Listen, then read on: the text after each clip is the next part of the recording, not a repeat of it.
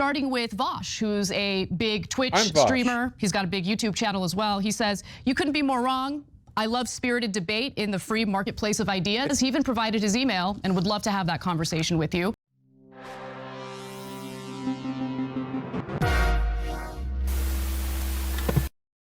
Okay, this is a 30-minute chunk with Anna Kasparian, who's the only person I care about because she's cool, okay? We ache to have them on our shows. Me too.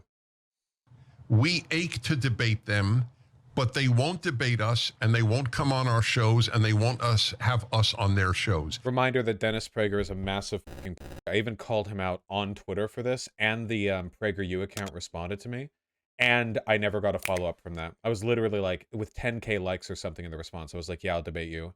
And they were like, haha, okay, and then like, we never... Yeah, so yeah. Massive cowards. I have offered tens of thousands of dollars to any left-wing columnist on the New York Times to debate me anywhere they want. They could choose the moderator. They could choose the audience. And serious money.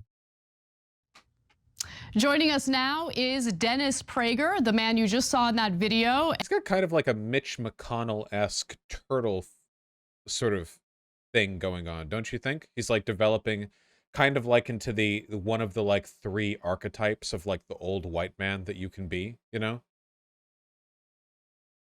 And Dennis, I guess you could call TYT acetaminophen because we don't want you to ache. We want to make sure we give you an opportunity to feel good by debating someone on the left. Funny, because I was thinking if only you were a New York Times columnist, how much money you'd be making now. Well, I'm a little more honest than a New York Times columnist, so this will be a great conversation. Thank you for doing it. So I wanted to... Thank you for having me.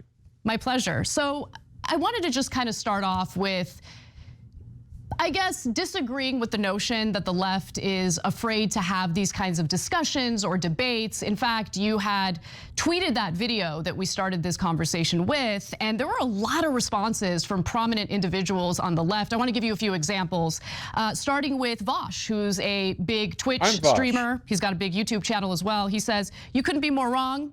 I love spirited debate in the free marketplace of ideas." It's even a fresh screenshot because it's got the top V in my fucking Armenian Iranian flags during a revolution in Iran. I should take that off.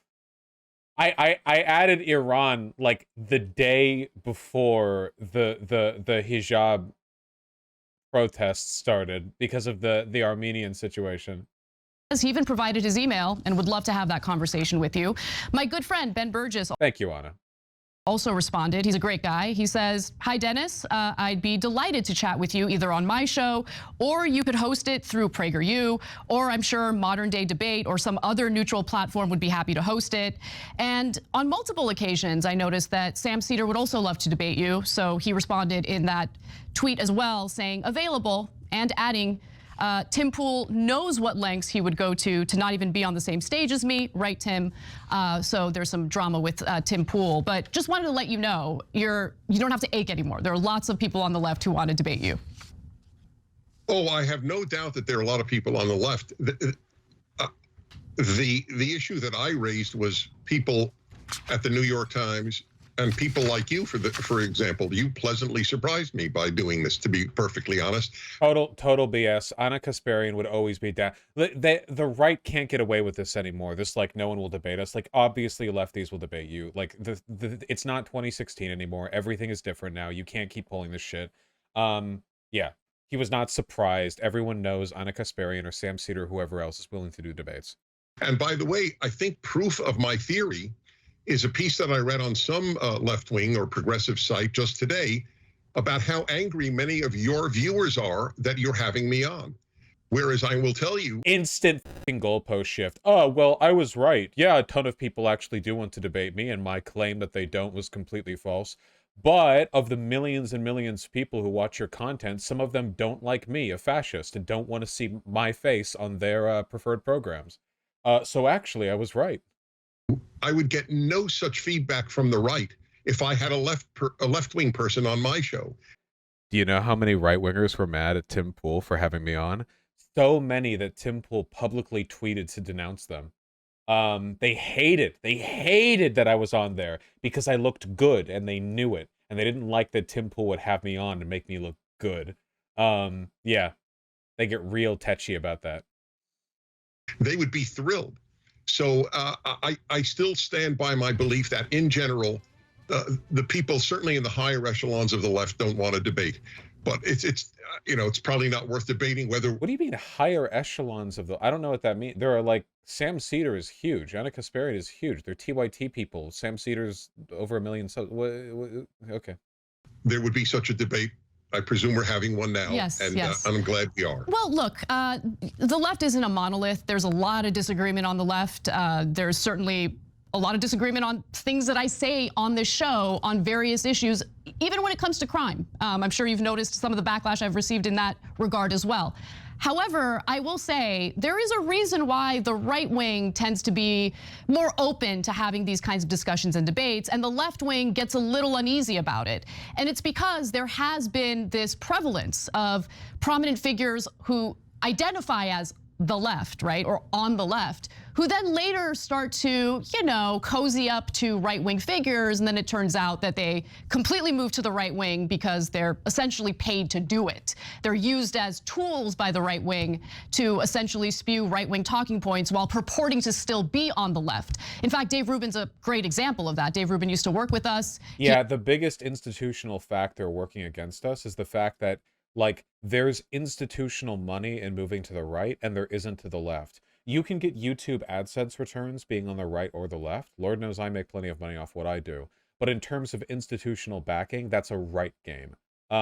Which means that you'll literally have these shadowy right-wing think tanks and PACs that will contact prominent moderate or conservative content creators and try to pull them over and lure them in with money. It's insane. He identified as someone on the left. Yeah, go ahead. Forgive me, Anna. Dave Rubin made a video for PragerU, Why I Left the Left. Oh, I know. He does not, in fact, state to the world that he's still on the left. I don't know who you have in mind, so I can only address the one name that you gave. Dave Rubin acknowledges he's not on the left. It's interesting because if I recall correctly, you had. But it took him years to get there, right? Like Dave Rubin initially pretended to be this lefty who was sympathetic to conservatives' concerns about the left. And then he was like, oh yeah, I'm actually a moderate with concerns all around. But the whole time he was just a conservative. It took him years to move all the way over. Had a conversation with Dave Rubin and how incredibly important it was that he was engaging in these discussions with you, discussions with the right wing. And you stated something very specific. I actually want to go to that video and I want to get your thoughts. Maybe you can elaborate on what you meant in this video. Let's watch.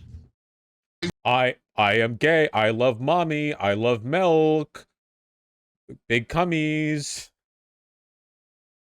What if Anna did just drop one of the YouTube poop videos? Holy shit, that would be funny. I want you to continue to say you're a liberal because you're of great use to good values. Well, don't worry, I'm not doing it for your use of me. I'm doing it for myself. No. It's like Christians who say to me, oh, we would love you to come to Christ, but you are so valuable to us as a Jew when you defend us Christians. Yeah. And they're right. You are valuable in the best sense of the word because America needs people who are clearly liberal and to be honest, and fall into the category of kosher as gay, to say, hey, hello, the conservatives are not hate mongers. Hello, they should be heard. And maybe every so often you should read National Review or watch a PragerU video.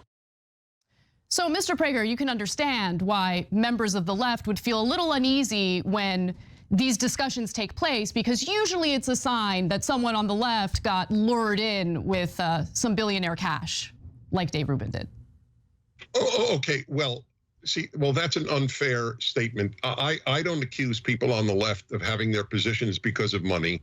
Because it doesn't happen. Also, first of all, so his response is literally like, it's unfair of you to point out that I'm doing the thing that I'm admitting to doing here. Well, I've never made that accusation of that thing that you don't do, this is literally it's like Dennis Prager responded to this video and it's him shitting on the sunroof of a car in a Denny's parking lot. And Anna's like, why did you shit on the sunroof of a car Denny's parking lot. And then it's just like, well, I've never accused you of doing that. You know, it's like, that's true. Also, I'm pretty sure that Dennis Prager has accused plenty of people of only being left for the money. That's one of the main arguments that fascists make when it comes to progressive media. That the only reason anybody would ever like make progressive media of any kind is in some like cynical bid to expand their market base to like make money off of it, and that nobody actually is progressive. Like it's not a real thing. They do that all the time. And I don't think you should do that with regard to conservatives. Alan Dershowitz is not a right winger, but Alan Dershowitz said to me, this Harvard professor who's very well known, he's lost all his friends because he defended Donald Trump in court. He didn't even vote for Donald Trump. Just merely defending his right to have a defense. What the f does this have to do with what Anna Kasparian said at all? Wait, what does this have to do at all with oh my God, wait, I quickly Googled this guy. This guy didn't just defend Donald Trump in court. He was a member of Jeffrey Epstein's defense team and helped to negotiate a 2006 non-prosecution agreement on Epstein's behalf. This guy, Alan Dershowitz, didn't just like casually defend Donald Trump. This guy finds opportunities to be relevant. He is a member of the Democratic Party, but he also endorsed Hillary Clinton first in 2008, which means he might as well be a Republican. Defense was enough for him to lose his friends. The assumption on the left is that if you're a conservative, you're a despicable human being. True. And this is a perfect example. The only reason Dave Rubin would have done it was for money. I don't know anybody on my side of the spectrum who holds their positions because of money. Who funds PragerU again, out of curiosity? Listen, I don't actually necessarily believe that these people always hold their views because of the money. I think they just also really want to do another Holocaust against like the trans people and the gay people and so like a lot of it, don't get me wrong, there is sincerity here, okay? There is a passion. However, a lot of billionaires are also ultra conservative who will fund conservative media projects. So it doesn't, you know, it doesn't hurt that this shit gets funded. There's a hell of a lot more money on the left anyway. Really? If you want to get money.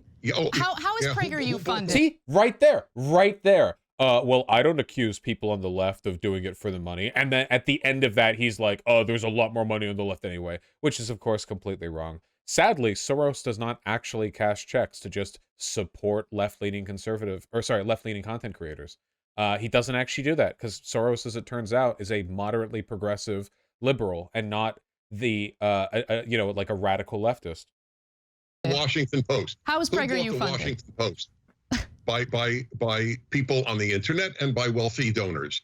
But PragerU is pittance compared to the money that is available just to BLM. How much money was given to Black Lives Matter?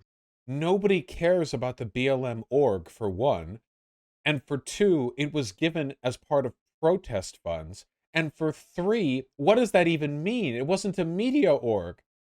Also, all the money that went to BLM came from fundraising, not from ultra-wealthy people pulling it down from the top. Insane.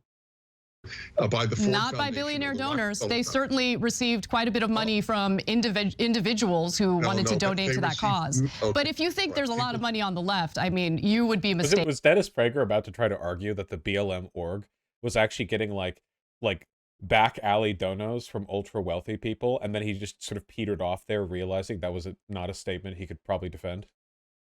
But I do want to move off this because there are actual topics, issues that are worth discussing. The richest zip codes vote Democrat.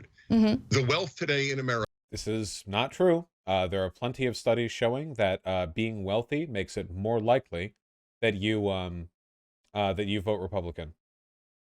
Is disproportionately on behalf of Democrats on the left wing. That's either a fact or not. Anybody could look it up. There's a difference between voters in wealthy parts of the country and who ends up serving as donors, both for politicians, corporate politicians, of course. Oh, the reason why he said wealthy areas as opposed to wealthy people is because Democrats tend to be concentrated in cities, and cities tend to have wealthier zip codes. So people, wealthier people, are more likely to vote Republican. but wealthier zip codes are in cities. Almost always they're in cities, and cities tend to be overwhelmingly Democrat. So you can have like a neighborhood that tends to be pretty wealthy, where in reality only 1 in every 10 houses is a mansion, and those mansions are occupied by Republicans. But the people, like, I'll give you an example. I grew up in Beverly Hills. I had a friend right across the road who shared my zip code, who was literally like paycheck to paycheck, like house didn't even have furnishing because they couldn't afford it. You know why? Because Beverly Hills needs janitors. It needs street workers. It needs like service workers. Like every city in the world has that. Every zip code in the world has poor people, you know? And those poor people are far more likely to vote Democrat. And they did.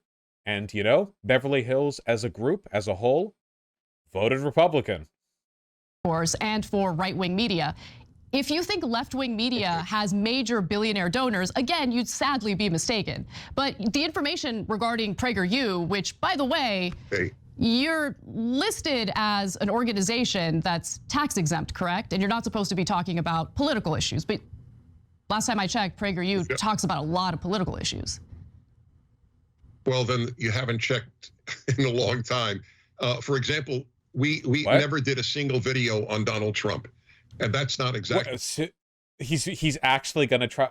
He's actually gonna try and spin this as like, oh, we're not. What? Remember, they're all tax cheats. This is why wealthy people are class conscious, okay? Because they know that with the power they have, they can just like not follow the rules. Political.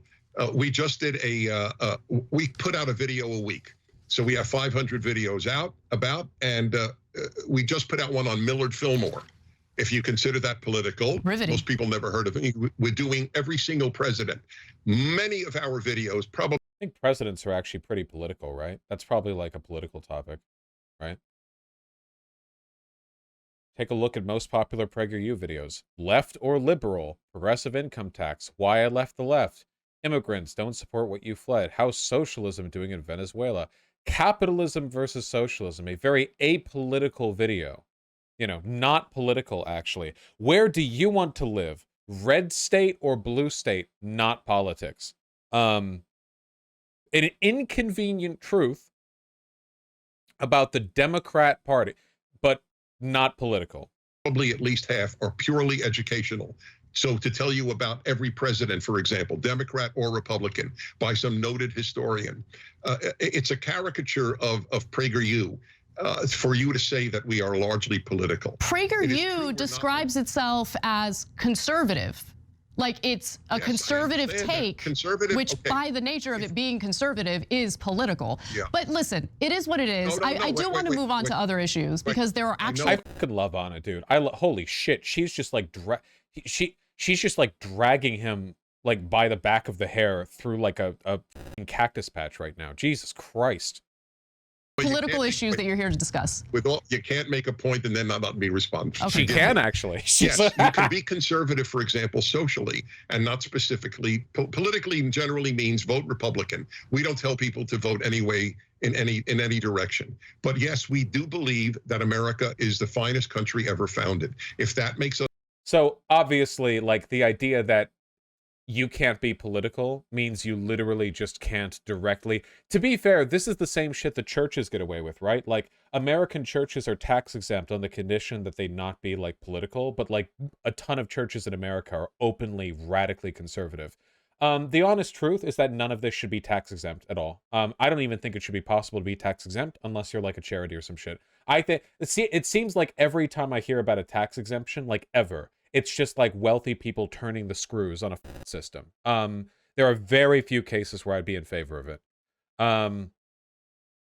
You know, and by the way, we've gone over enough PragerU videos, but basically all of these are telling you to vote Republican, you know? Like, even if they don't have the phrase, vote Republican, they'll say like, Democrats do this thing terrible, Republicans do this thing good. Which would you choose? You know, so like, any system by which this could be like, described as an apolitical channel is obviously a broken system. Just political, we're political. So I want to move on to other statements you've made, other issues. You know, you do focus on culture war related issues, your distaste, hatred for. Isn't churches being exempt from taxes important for separation of church and state? No, it's the opposite. Churches being tax exempt is a church and state problem. No other institution gets to be just tax free. A church being tax free by default is favoritism given by the government to established religious institutions in a way that I don't think is compatible with a secular society. If they are an institution, the church collects money. It collects tithes. I forget which one it's pronounced. From their people, from their flock. They accept donations. They use that money to pay people. They are, as far as I'm concerned, a business. Tithes. It's tithes. Gotcha. For secularism. I want to start off without putting words in your mouth. I'm going to show a video of something you said just yesterday on the Dennis Prager show that I thought was fascinating. So let's take a look at that and we'll discuss. The computer sticker phenomenon is crazy. It was actually one of the biggest shocks I had. What does that mean?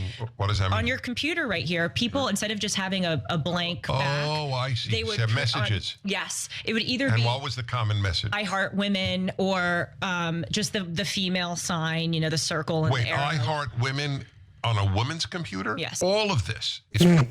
That's what his mind went to? Right off the bat? I guess we kind of take for granted how much queer acceptance has accelerated in the past couple of decades, but like to Dennis Prager, like his brain's just scanning these sentences for information, and he's sniffing out any hints of lesbianism, you know, with the dedication of a drug dog in an airport. Prove to me that women need men. These women are manless. They may have hookups, but they're manless. And they might have been father... Manless? Manless? Manless? Manless? Manless? It is true, though. Honestly, I've kind of moved to the right in this issue. Lesbian relationships are completely dysfunctional. They clearly need a man. The only thing I can think of worse than a lesbian relationship is a heterosexual one. Man, those get really bad. If only those women could leave their men and find a woman to stay up with. Too. Ending with my generation, I would say, ending with the baby boomers, but certainly through then, a young woman thought a lot about, do I have a boyfriend? Mm-hmm. What will my wedding be like? What will I wear? Who will be there? Who will the guy be? That I believe is healthy and normal for a young woman. Mm-hmm. It's a good thing. That has been knocked out by the feminist left, and if you think about it, you're a weak female. So fascinating statements there. You seem to believe that women who love themselves, who love women, who feel confident about being women, tend to be manly. So, like, jokes aside, obviously, any statement such as this is one rooted entirely in insecurity. Men hate the idea that women can be complete without them. Which is funny because, like, if you go up to your average straight guy and kind of assess them, they offer literally nothing to the emotional well-being of a woman, like at all. So it's kind of like being it's kind of like being offended that a Lego build isn't complete without being doused by soda. You know, it's you know, I don't know how much you're really adding to the process. Yeah. Obviously, none of this is inherent. Yes, Dennis Prager has written multiple articles on why his wife should have sex with him. I think he's defended marital rape and him, like, staring at younger girls' asses at the beach. He's got a personal emotional investment in the war on men, by which I mean the war on men's right to, I don't know, sexually assault people or something. Oh. And lonely. Do you genuinely think that? Do you think I'm manless and lonely? I think women rock. I said that in general, women need men. Is Anna? She could be being facetious. Is Anna lesbian? If she is, I didn't know. I'm just curious. Or bi or something. Anna has a husband. Okay. Okay. I don't know. I don't tend to keep up with people's like personal stuff. But yeah. And I've said 1,000 times that in general, men need women. The fact that that's controversial is a statement about what's happened to our culture. He's really nervous. But you got triggered by a story about women who have laptop stickers that just say positive things about women. Your mind immediately went to, they might have daddy issues and they're lonely, they need men. I want to understand your thinking. Like, okay, how do you get to that conclusion? It's if you had a heterosexual man, with 97% of men are heterosexual, with a not in Gen Z, they're not even close. Not by a long shot. How many, wait, hold on. How many Gen Z LGBT? Isn't it like, it's, yeah, 1 in 5 Gen Z adults. Adults! So we're talking like older Zoomers here. Look at that. Whoo! This is the how many Americans are left-handed effect in full force right now. This is just my personal opinion, for which I have no concrete evidence, but my personal belief is that in a world that is completely 100% not homophobic at all, like there's literally no weird shit at all about gender or sex or whatever, like people just whatever they want, you know? I have a feeling, I feel like probably like 50% of people would be straight, like 45% of people would be some flavor of bi or pan, and then like only like 5% or so of people would actually be dedicatedly homosexual. There will always be a strong bias towards heterosexuality because we are that is how we reproduce. You know, it is a bit it is a disposition, you know. But there will be a lot of, you know, gay and gay adjacent people. So, you know, that's cool. That's cool, you know. Sticker, I love men. You would wonder why. Why don't men have stickers, I love men, but you think it's perfectly normal and a non-issue that women would have stickers, I love women? First of all, clipped. Second of all, because men are stinky. And third of all, it seems like a personal problem. I don't know. What is the point of saying that? It is worthy of a question. What? And I don't think that 50 years ago this would have been, obviously there were no laptops then, but I don't think it would have been a common sentiment. I don't understand. Who cares? You could say like miscegenation would have been a much common sentiment 50 years ago. I really wish I could talk to Dennis Prager just so I could be like filthy with him, you know what I mean? Like, oh, why do they have the women's tickets? Because they love pussy, Dennis. Don't you love pussy? Who doesn't love pussy? Do you like pussy so little that you think other people might not like pussy, Dennis? Do you just have sort of fleeting appreciation for it? Are you gay, Dennis? Do you love me, Dennis? Understand why women would need to announce I love women if they're not a gay woman. This is offense, by the way. Like, this is being triggered, just so you guys know. Looking at a sticker that says I heart women on a woman's laptop and going like, why do you need to have that? That's extremely weird. Very strange. Tell me, I'm curious. What does that signify? Well, I mean, listen, as an individual who values free speech and freedom of expression, I think that women and men can have whatever laptop stickers they want. Fuck, Anna. And the reason why there is a difference between men and women in regard to those laptop stickers is because, I mean, when you really think about it, women didn't have the right to vote for a very long time. Women didn't even have the ability to apply for a credit card until the 1970s. There have been equality issues when it comes to men and women. Now, we're getting a lot better, that's for sure. But first of all, I don't agree that women have laptop stickers that just simply say, I love women. It's probably some sort of empowering statement for women, but that doesn't translate to, oh, I'm a lonely, manless person, and I should go back to the good old days when women sat around thinking about whether or not they're gonna find a husband and get married. You seem to push your values and this is spectacular. I can't believe this is phenomenal. I'm so here for it. Holy shit. Views on relationships onto other people. And what I'm trying to get you to understand is, rather than making generalizations about what's best for women, maybe allow people to live their lives as they see fit, have a belief system as they see fit. Okay. Why do you feel the need to force your beliefs onto other people? Go ahead. Well, first of all, okay, I don't understand the word force. I mean, the fact that you think that if I offer my opinion, I'm forcing people to adopt it is a bit odd. You don't believe that America should be secular, so what does that mean? Wait. Let me finish that point. Sure, go ahead. I believe that I have the right, as you do, to offer people thoughts on what might be a better and happier life for them. I've written a book on happiness, which has touched a lot of lives if one wants to read the reviews on Amazon. I believe, again, that in general, of course, every generalization has exceptions. Most women will have a better and happier life with a good man, and most men will have a happier and better life with a good woman. I don't know why that is controversial to state. All I know is... No, but that's not what you said. Nobody disagrees with that.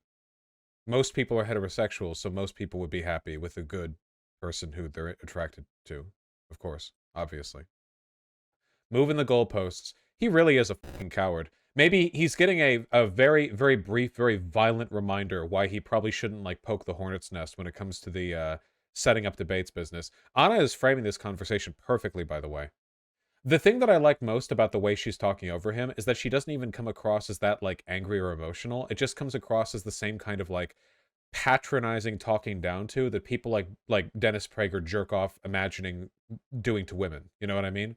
Like, it's just sort of condescension, which is fantastic and appropriate.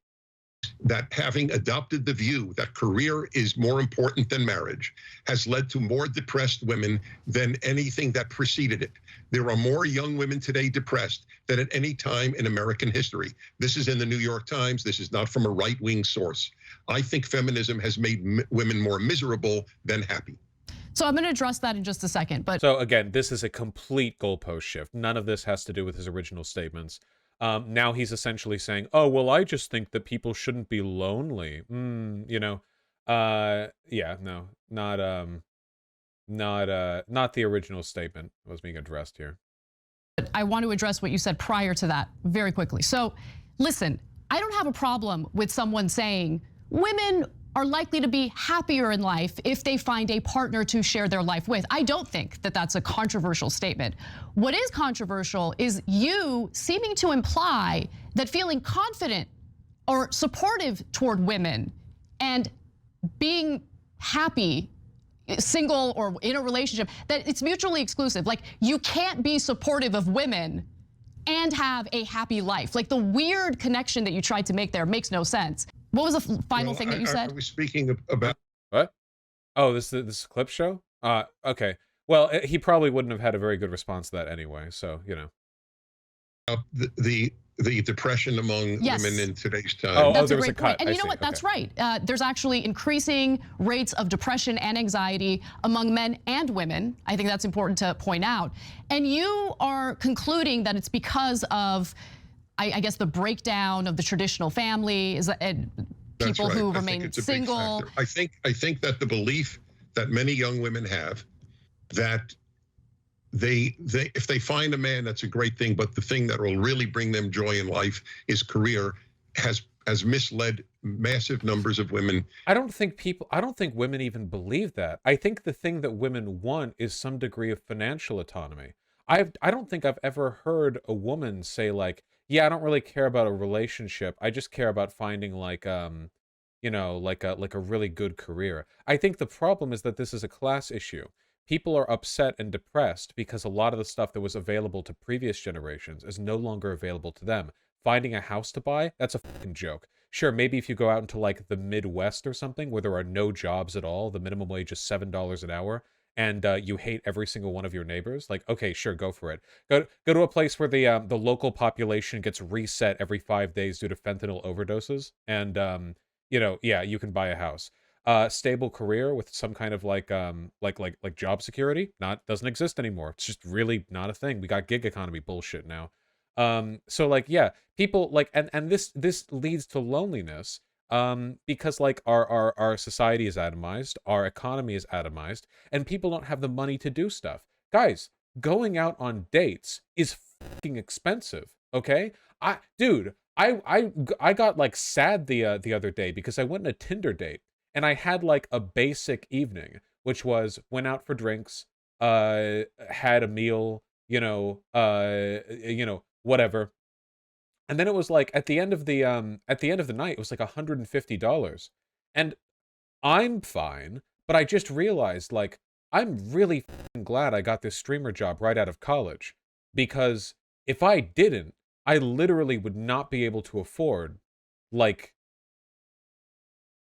like a bit, or I'd be like anxious the entire time, right? Like I'd be sitting there thinking like, can I have like the nice drink, or should I like lick vodka off the bar floor or something? Which I assume is what most like Gen Zers have to do to get drunk at a bar, unless they're like trust fund kitties or something. Yeah, I don't know. It's really though. Like when I was younger, when I was before I went to college, I know cocktails were not $15 in a city, okay? I know pre-gaming is a cheaper like way of doing stuff, but I know they didn't used to be like that, okay? I know that. But like inflation's ramped up and, you know, wages haven't kept up and da-di-da-di-da. I'm glad I stopped drinking $15. Holy shit, yeah. It's too much. McDonald's and a Colt 45 in the park. Yeah, of course. Used to get $6 screwdrivers, yeah. Vaush, you never licked vodka off the floor? No, sorry. No, the place we got drinks at was a little bit like nicer than the places that I usually go to. But still, even if I had been more cost savvy and had gone to a different place, it still would have been like $100 for the food and the drinks. That's a load of money, dude. $100 is a lot of fucking money. You know? And it's just for the experience of a date. It's just like spending some time. How much would a cocktail be in the place you went? Well, now, wherever I go, cocktails are between like $12 and $16. But I know that when I was out of high school, and I would legally drink in places who didn't card me because I had a beard out of high school, the cocktails used to reliably be like between, I'd see them like 7 to 10, but I'd see lots of them like 7 or 8, which is almost half the price of a current. Never mind. Into a less happy life. Career is not as terrific as the feminists portrayed it as being. Mm-hmm. The joy available for most women with a good husband and making a family is incomparably more than from a career. Have you also so this right here unironically is anti-male bullshit. The argument here is like, women should stay barefoot and pregnant at home, men should go out and die in a war or spend their entire lives suicidally depressed while working at a company until they finally die at 80, having never like learned the names of their children, you know? Everyone, mother, father, whatever, all of them should feel the sublime joy of child rearing and family raising, if they want to, of course. But the idea, like, you know, men should just, yeah, like, women should enjoy this pleasure, men should go out and suffer, is unironically anti-male bullshit. You considered some of the economic issues within this country that don't really give women a choice as to whether or not they should focus on a career? That's a very real issue. I fully acknowledge that. That if you don't have a career to fall back on and there's a divorce, that you're entirely right. That is not the same thing as saying career is going to give you a great deal of meaning and happiness like a marriage will. You're entirely right. Economically speaking. So does he believe that it gives men a great deal of meaning? I just want to know, like, does he think this is some like evo psych gender like dichotomy thing or whatever? I don't, where's that line, you know? Also, obviously, I want to point out, a career can be very satisfying if you're doing something that you enjoy doing. I enjoy what I do, if you can even call this a job. But if you have, for instance, my friend, my roommate, Vermin, does taxidermy work and has gotten quite talented at it. That is a job, you know, it's not a conventional one. It's the job of an eccentric artiste. But you know, it's a fulfillment of their personal, you know, sort of creative expression. That's good. There is value in having a fallback career. I fully acknowledge that. But I'm going further than that, because the idea that a family can live in a single income household today is laughable. That is incredibly difficult to do. And so while the right wing and you yourself seem to have this idea that, well, you know, women should focus on marriage, they should focus on building a family. First of all, you can't force anyone to do that, right? But let's say you want to encourage women to focus on that. You want to give them the choice, but you want to encourage them. A great way to encourage them is to create an economic system in which people feel comfortable knowing that they can survive on a single income household. I'm talking about when they're married, okay? Both individuals in a marriage have to work in order to be able to pay their rent, pay their mortgage, put food on the table for their children, educate their children. Wages have remained stagnant since the 1970s. Women don't have a choice as to whether or not they can work or whether or not they should just focus on raising children. They don't have the choice. That's the point I'm trying to make. Right, and we differ on that because I'm retarded. The reason that many women, not all, but perhaps most even, are working is not just economic, especially in retard, brain dead, empty, no thought, no think. There is a tiny kitten running around in here like a little hamster wheel. The majority of the reason women work is not economic. What the right here. Just his brain is like a little cat toy, and there's just a little kitten just tearing it to shreds in there. Certainly in the upper class, upper middle class, and even part of the middle class. It is because they believe that their self-worth derives more from work than it does from family. Not even remotely true. I think this is like a boogeyman invented by fascists. They've been saying this for like 100 years. The idea that like the majority of women are just like all career, they don't care about relationships, is completely fake and made up. It's their fear. It's what they fear. They want women to be completely dependent on them. So the idea that women might have any priority other than like family or relationship is terrifying to them. The reality is that for most people, the top priority is either their family or what they can do to have a family. People who prioritize career on a first principle are not common. Most people who prioritize their career generally do so because they believe it can give them the money to have a better life for their family, right? Historically, that's how it's been, right? It's like, well, why does dad work such long hours at the office? Well, the reason he does is because he hopes to get a promotion so that he can, like, you know, go on family vacations with you guys or whatever. Like, historically, the reason guys are career-driven is because our economy forces them to be in order for them to be able to afford the provisions that are a part of the, like, sort of Americana tradition. So that's one. Second of all, the idea that middle-class women have a choice in whether or not to work is insane. Go to any middle-class neighborhood, you cannot afford a house on one income unless, you know, the dad is like genuinely wealthy or like has a really, really, really good job. But if you talk about like median income USA, so this is per person, median income $31,000 per year. This is nothing. This is less than nothing. This is equal to $5. That's how the math works. Before tax. Well, tax wouldn't take that much out of this, but yes. What is the average rent in LA?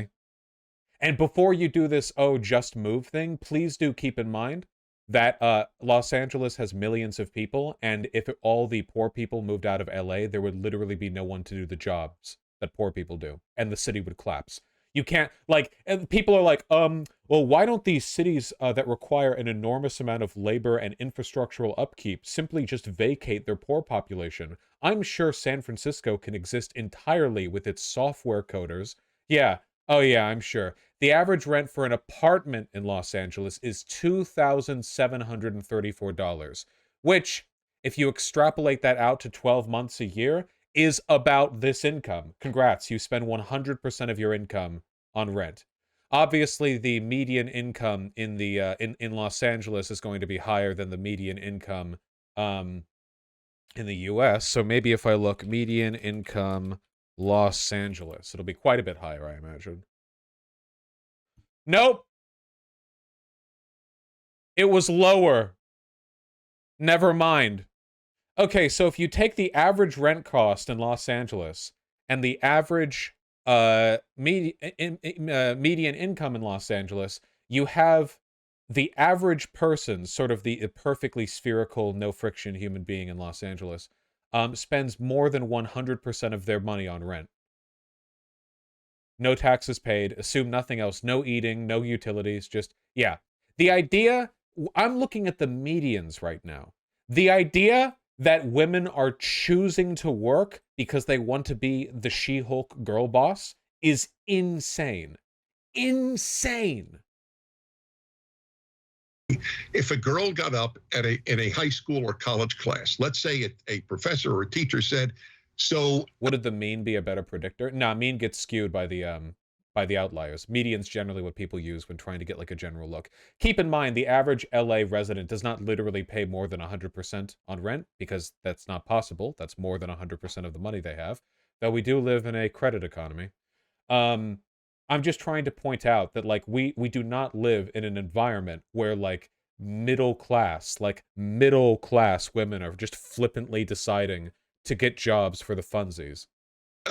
Women, I mean, to the extent that they can now say that, because you can't say boys and girls in many elementary schools, because we're told by your side that sex is not binary.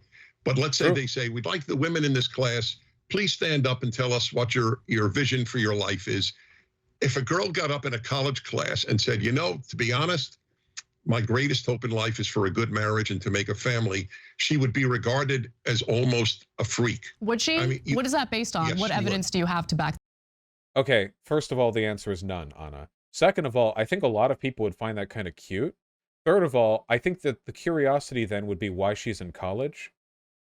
Because if her highest aspiration is a relationship, you know, she should be like doing Kegels or like, I don't know, putting like, I don't know, like Kegel balls in her pussy with a weight hanging out and doing like squats or something. I don't know. What do trophy wives like prepare for? I have no idea. Yeah, not to say you can't like get a college degree and then be like a family lady or whatever. That's totally fine, totally valid, you know. It would be an interesting response. I don't think people would be that like negative about it. That up. I live in the real world. So do I. There is, okay. Okay. It's just what evidence do you of like 8,000-year-old man who lives in a box lined with $100 bills or sort of a vampire's coffin? What do you know about modern college students? I live in the real world. Okay, and you believe that if a girl got up and said that, she would be regarded with the same respect as the girl who said, I'd like to be a physicist? I believe that most normal people... I actually think, yeah. Honest to God, like, people feel so alienated right now socially that I genuinely think people would like find that like a good step. Because, okay, dude, like, you can literally find this, okay? Go on social media right now. Go find all of the Gen Z and like young Gen Xers who are typing up shitposts, okay? How many viral tweets have you seen where women are saying, gotta be honest, don't really care about love or a family, just really love working, girl boss nails? When was the last time you saw one of those go viral? As compared to the other thing that actually does happen, which is chicks saying, I don't want to work. Please don't make me work. I'll literally be like a dog to a man if it gets me out of working. I don't want to work. I will do literally anything. I just want to suck dick and like watch TV shows and take care of children. Please, God, make me pregnant. That's the shit that gets viral. Literally, right? Like, you guys agree with this, correct? There is not a popular sentiment among young people right now for idealizing work. Young people have a near unprecedented disrespect for work, which is good. Are too busy thinking about how they need to survive and are less concerned about the aspirations of individuals in their classroom. And so if you have data backing up that women who want to be homemakers are persecuted in this country, I'd love to see that data. And I wouldn't agree with that persecution. Never said they're persecuted. You seem to imply that they're being victimized by wanting to be homemakers, and I just don't buy it. Okay, fine, so good. This is a classic example of what I say on my radio show. I prefer clarity to agreement. You think that a girl who got up in a college class and said, my most fervent dream is to have a happy marriage and a family will be... First of all, in college classes, you don't stand up and tell the class what your most fervent dream is. What is he... Does he think like college classes are just like fancier middle school? I didn't do that in high school either. When did you guys do that in college? I didn't do that in college. At no point I was asked like my name. I was never told like, now in the class, everyone stand up and tell us what you want to do most of all. What? Maybe in high school, but I associate that with like elementary or secondary school. Not secondary, middle school. regarded with the same respect as a girl who said, I'd like to be a physician or a physicist. We differ. Perfect. Okay. All right. And again, if you have data backing up what you're saying, then I'm happy to admit I'm wrong. Data. The teachers don't do this and then set into. We were asked our name, major, and a fun fact, nothing about fervent dreams. Yeah, okay, I do remember that. Yeah, name, major, and like one fun fact for the class. You know, I remember that happening a couple of times. Yeah. Though I do. So I'll admit, I do think it would be weird if one chick got up and she was like, you know, hello, my name is Anastasia. I'm a physics major, and my fun fact about me is that I'm desperate to be bred. I really want to be bred. I want litters of children, and I just want to spend my whole life taking care of them. And then she sat down. That would be strange. However, that would make some of the guys in there hard, and that's the opposite of disapproval. So, I don't know. A computer. So you're just declaring, you're making up stories about how women are treated in the classroom, and we're just supposed to buy it? Okay. We're each giving the perception of reality that we have. Not every perception of reality has a database. Otherwise, you're literally just, I made it the fuck up. That's just what he's saying. He's just saying, I made it the fuck up. That's all he's saying right now. One is a functional moron if one cannot make conclusions about life without data. Okay, all right. So let's move on to right-wing violence. Following the Buffalo supermarket shooting, which of course was inspired by a belief in a conspiracy theory that whites are being replaced with minorities in this country purposely to keep Democrats in power, you felt the need to kind of downplay right-wing extremism in this country. And you said, quote, this man represents such an infinitesimally small segment of the white population. Now, while that statement might be literally true, I don't think that the white population in America mostly consists of domestic terrorists, so I agree with you on that. I do. It seems like you kind of want to brush aside the very real problem we're having in this country with political violence, politically motivated violence, and I want to give you a few other examples. For instance, the Southern Poverty Law Center did a poll and found that 7 out of 10 Republican voters believe in that white replacement conspiracy theory. Are you concerned about that at all?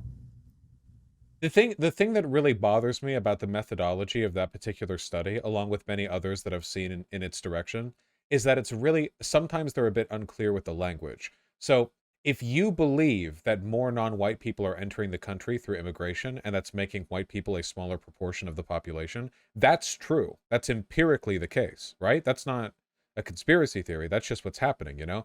The Great Replacement conspiracy theory is the idea that this is being done deliberately to replace white people, you know? That this is part of some, like, malicious effort. But sometimes the language can be a bit like variable. Also, like, there's a really big difference between two versions of this theory, which I guess I'll call the soft fascist and like the far fascist iterants. I was about to say hard fascist, but I knew you all would get off to that, but I can't really avoid it, can I? Because you would have been thinking in your head. Now he's going to say hard fascist anyway. So yeah. Okay. So you have the soft and the hard fascist, of course. And the soft fascist variant is, and this has been going on for a long time, where essentially Republicans will say that Democrats are trying to like bring in immigrants from the third world or whatever because they'll all vote Democrat. And I'm not so naive as to believe that this probably isn't something on the minds of some Democrats, like allowing for people who aren't white to come into the country who will eventually naturalize either themselves or the citizens is better for Democrats because non-white people tend to vote more for Democrats because Republicans are really racist. That's true. I don't think that delegitimizes the immigration. I don't think it's morally acceptable to prevent immigrants from coming into a country because they tend to be more left-leaning. I think that's really fucked up. But then there's like the hard fascist iteration, which is the idea that it's not about the immigrants voting Democrat, it's about the immigrants destroying the white race. And this is like the true iteration of the theory. The idea is that this is a conspiracy about destroying white people, not just about like Democrats or whatever, immigration, you know, sanctuary cities, but about destroying the white race. That's kind of like the far iteration of that conspiracy theory. And the language used in the polling, the methodology can vary so much. It's really difficult to know what people really go for. Right now, we have had, I believe, 2 million illegal immigrants, and the Democratic president of the United States has opened our border. Based? It was, there was a By the way, anytime somebody says we've opened or they've closed the border, they're lying. That's not how it works. The border is the border. It's a line on a map.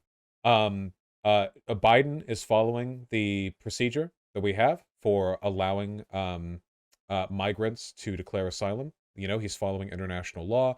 There is no open border. We don't have an open border. If we had an open border, then the migrants who come along the border would not be like rounded up and given court dates for their immigration hearings. The fact that that happens means we do not have an open border.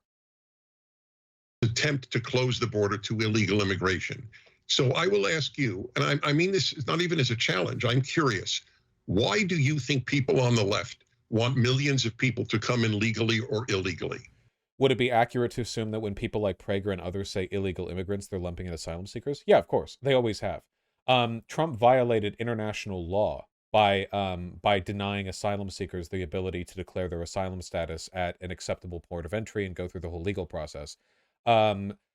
There are illegal immigrants who are literally just hopping across, but usually people don't illegally immigrate unless they're fleeing something, and that gives them a legitimate claim to asylum. Most asylum claims do not get approved, by the way. America, how many asylum claims are approved? And if your asylum claim is not approved, you get kicked back. Let me see. How many are granted asylum in the U.S.?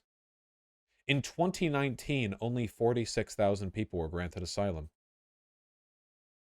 46,000. Over 1 million illegal immigrants make it into America every year. The idea that the asylum system, that allowing people legal asylum is like the cause of this issue, is, yeah.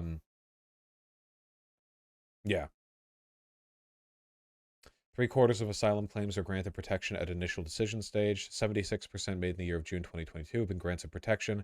I think one of the main, the main, like, you're completely correct. Sorry, I forgot to mention that. The main mechanism by which illegal immigration takes place is not people just sprinting across the border. A lot of it is visa overstays, as in they have visas to stay in the U.S. And then the visa expires, and then like, well, how do you catch him? You know, the problem is like, essentially like people like Dennis Prager want to pretend that there's this like infinite tide of people stemming from the border, and that we need some kind of like permanent $500 billion a year cost demilitarized zone, that he can have like white supremacist patrol so they can like rape and kill every Mexican they find. But this is just not a solution to the issue. The real solution to the issue is to not do anything, because there's no issue. Did you guys know that? There's no issue. Guys, it's fine. The immigration's fine. It's not hurting the country. Illegal immigrants commit less crime than native members of the population. They commit less crime. They don't drain our resources because they're not citizens. So without an SSN, they can't even pull from many of our government benefits. It's fine. It's fine. It would be better if we gave them a path to citizenship, but like, even just as undocumented immigrants, they're doing good over here.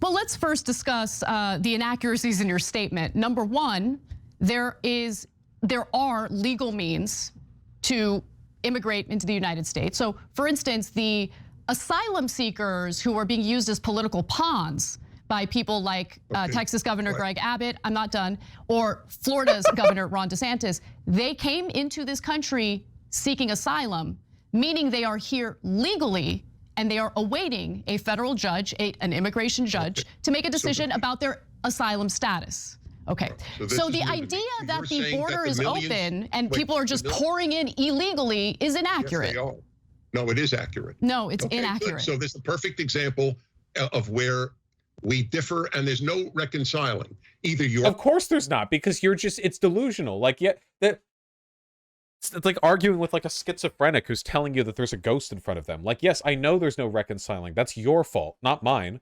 Yeah. Jesus Christ. Yeah, we can't reconcile this because you're lying. Yeah. I love illegal immigration.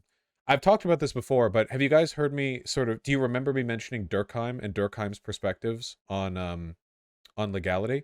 Durkheim thought that crime, and he was correct in saying this, crime is a socioeconomic phenomena. It's like a marker that tells you where there's conflict between human need and human rules. When crime takes place, it's not just like random or whatever. Like, there's a reason it happens. And if you look at why it's happening, you can find instances of policy failure. So an example would be if theft rises and lootings rise during times of like inflation, that's probably because people can't afford food, right? So the real problem there isn't the theft or the looting. The real problem is the inflation. The theft and the looting are an inevitable and unavoidable consequence of people not having enough food to eat, which is caused by another thing. So to just stop at the crime itself, you know, you'd go like, first of all, we have this inflation, and now we also have all these lootings. And just think of it like that. Like, that's the mistake, right? Like, you're failing to see the connection. Vaush, I like that theory, but then what's gang violence and organized crime? Easy. Gang violence and organized crime in the United States usually is formed when small sort of ethnic groups that are discluded from broader economic opportunity, who still have to buy food and eat, find other ways to make money, usually through crime, because crime, being criminal, is a medium through which people can acquire money regardless of any bad ethnic disposition towards you. This happened with both the Irish and the Italians during their respective immigration waves, and of course it's happened in a lot of black communities today. The drug war took place, or I mean it began in part in an effort to target black people, but additionally, you know, were you like think about like the areas of like Los Angeles or like major cities that are like the most gang ridden, right? These are like, walk through these neighborhoods. You know what you're not going to see? Job opportunities. Seriously, like go down to Skid Row in LA. Go to Skid Row. Go to East LA, okay? Go find me job opportunities, right? But these people still have to pay rent. They still have to pay property taxes. They still have to pay for medical care. They still have to pay for their cars and for gas and for food. They have to pay for childbirth. They have to pay so on and so forth, you know? It's essential. So how are they going to get that money? Well, at the same time, in America, you have the drug war kicking off, which suddenly creates a heightened market for drug sales. And you have white flight and the death of local manufacturing in many Rust Belt cities, which means there are no jobs in these inner city areas with a lot of black people. So there you go. What causes crime? Well, in many cases, it's the intersection of policy failures that can be addressed if you take it seriously. What about serial killers? Durkheim wasn't making the argument that every bad thing a person does is because of some, like, broader policy failure. He's just making the argument that you should think of crime as something that can point it out, you know?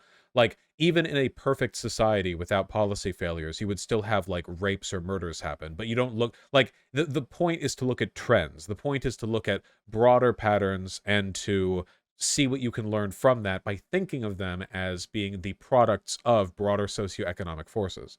In this case, crime describes human need. And that's true here, right? Illegal immigration, you know, undocumented immigrants coming across or letting their visas overstay or whatever, describes human need, does it not? There's a reason they're staying in the United States despite not being citizens and constantly facing the threat of deportation, you know?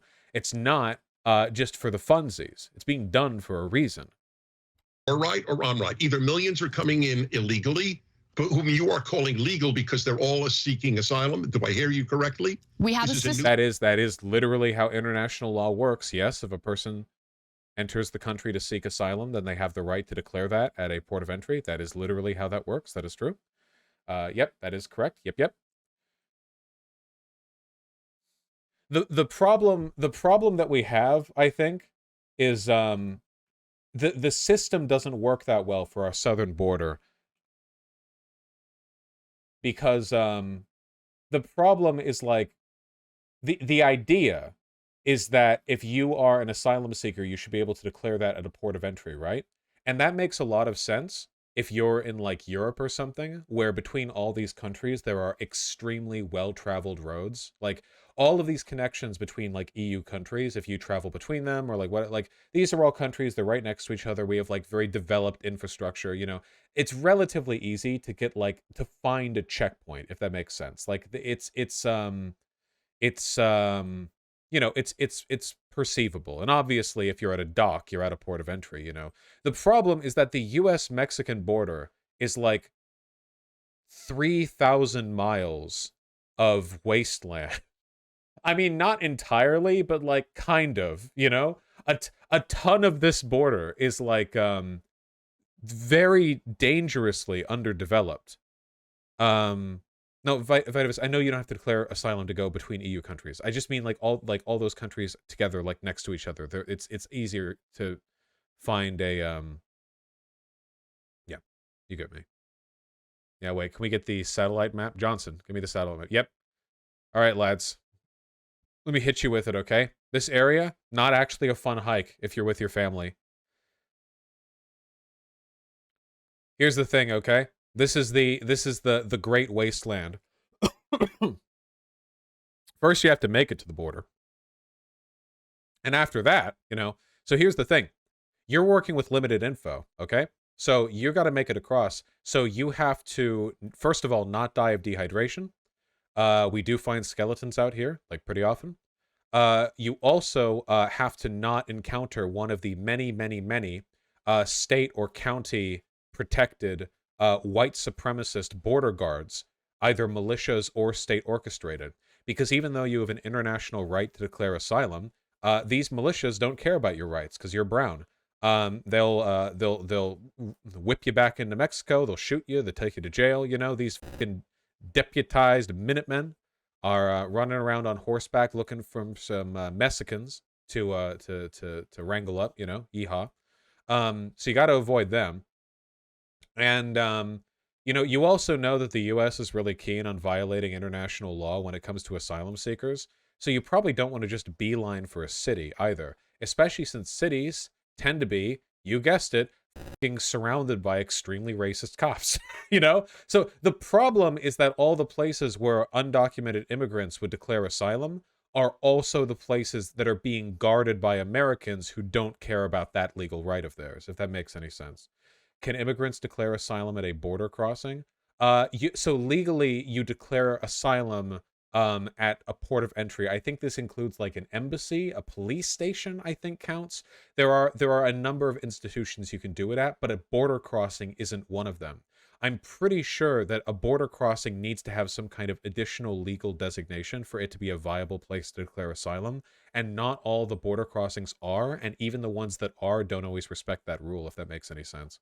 So, look, at the end of the day, I'm not saying that this is like, I'm not saying there's no way to do it, you know? You can find a way to like make your way into the country, declare asylum, and then get added to the wait list. Have fun with that.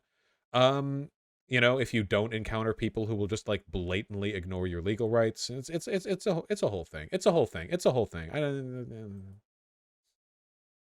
System in place for asylum seekers. So are you saying that we should do away with that system? And if you are saying that, then it would. Okay, I'm really sorry. Where can asylum seekers declare asylum? Just so I'm perfectly clear. Okay. AmericanImmigrationCouncil.org. Hold on. What is the asylum? Okay. What happens to asylum seekers arriving at the U.S. border? From 2004 to March 2020, DHS subjected most non-citizens who were encountered by or presented themselves to a U.S. official at a port of entry near the border to expedited removal, an accelerated process which authorizes DHS to perform rapid removal. So literally, like, basically the DHS, you know, the post-9/11 federal department, basically was just like, okay, we have a new rule now, and it's that we don't have to do international law. Goodbye. Which is great. We love the DHS, don't we? I just want to see, like, where. Where? It probably says it. I just want to see, like, a list. Where do immigrants apply for asylum? May apply for asylum defensively by filing the application with an immigration judge at the Executive Office for Immigration Review in the Department of Justice. Well, obviously they could declare asylum in a different place than that. Literally everywhere and anywhere. It only matters if you file for asylum. But you can only file for asylum at some places. Filing the application with an immigration judge, the Executive Office, yeah, the Department of Justice. An asylum is applied for as a defense against removal. Unlike the criminal court system, OIR does not provide additional counsel for immigration court. Asylum seekers who arrive at a U.S. port of entry or enter the U.S. without inspection generally must apply through the defensive or expedited processes. So the defensive process is only at the expedited office for immigration review. What about expedited? A person taken into custody within 14 days of entering the U.S. is placed to expedite removal proceedings. Process a USCIS asylum officer to review and educate their asylum claim before they're placed into formal removal proceedings. Individuals put through this process who are denied asylum are referred to the immigration court for removal proceedings. You know what? There's one thing I know for sure, and that it's unreasonable to expect your average Central American making their way to the U.S. to get all this. Asylum seekers must be in the U.S. or at a port of entry, like an airport or official land crossing, to request the opportunity to apply for asylum. There's no way to ask for a visa or any type of authorization in advance. Yeah, you have to be in the country. Yeah, you have to be in here. You have to. A lot of conservatives will say that you should do it beforehand, but no, you do it when you're in here. And then even then, like, it's not like they're not always guaranteed that right because of how things are. Have you guys ever seen those videos of literal like immigrant children being put through the immigration asylum court system? Like, not children as in like 10-year-olds, like babies, like because the legal system. Yeah, hold on. And a lot of time they're not even given counsel. Get ready to appreciate the system.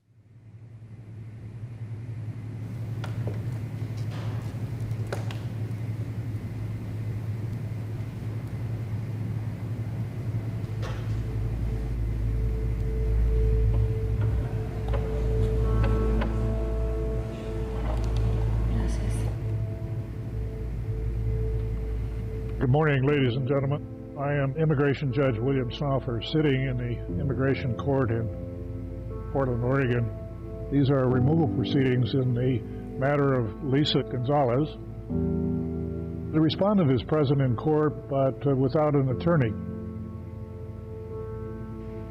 For the government this morning, Mr. Shore is appearing on behalf of the Office of Chief Counsel. Also present here in court is the Spanish translator. That's why she has headphones. Not only does she not have legal representation, she doesn't even speak the language of the court.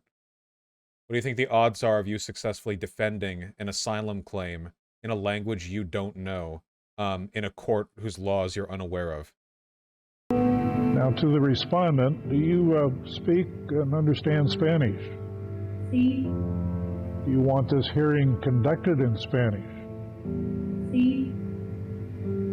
Government charges that you're a native and citizen. Is representation not guaranteed to non-citizens? It's not a matter of whether you're a citizen, it's the type of proceeding. Immigration courts do not necessarily guarantee you due counsel, whereas criminal cases do. El Salvador, and that you are present in the United States without legal permission or parole. Have you talked to an immigration attorney? How are you supposed to defend yourself then? You don't. It's over. She's not going to get the grant.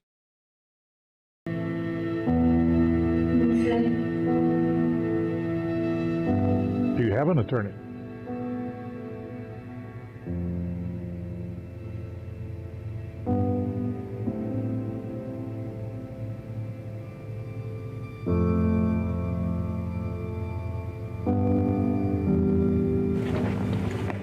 Let's go, my dude. Good luck.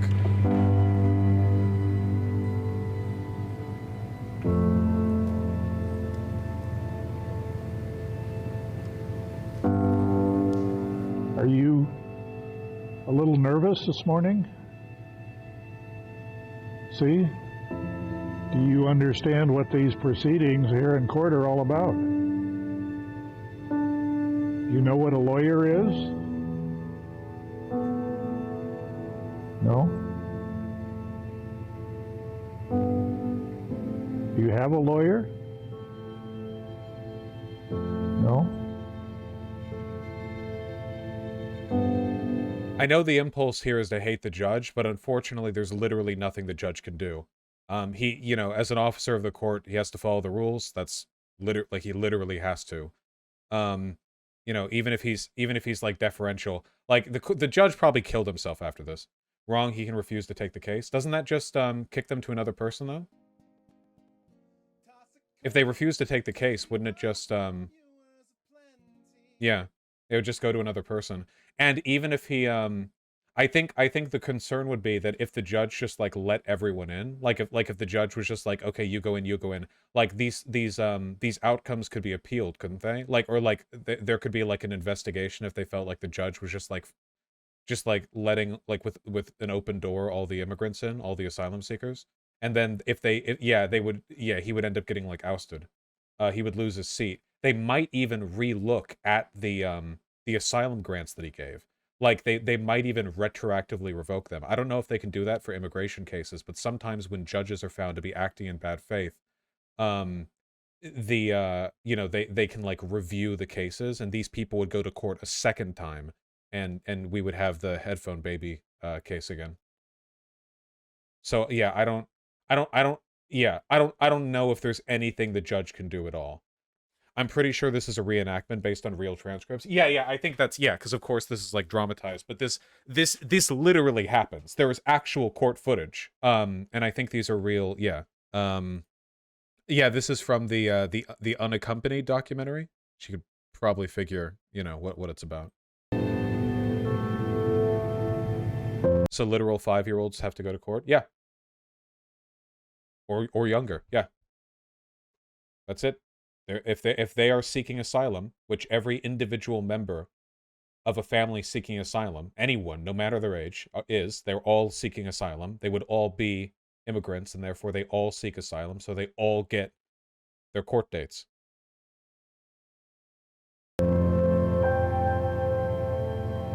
What do they do when they're literal babies who can't talk? The baby loses. That's it. You're thinking there's like a limit here where human decency kicks in, but there isn't. That's it. The baby sits there, and then they lose the case.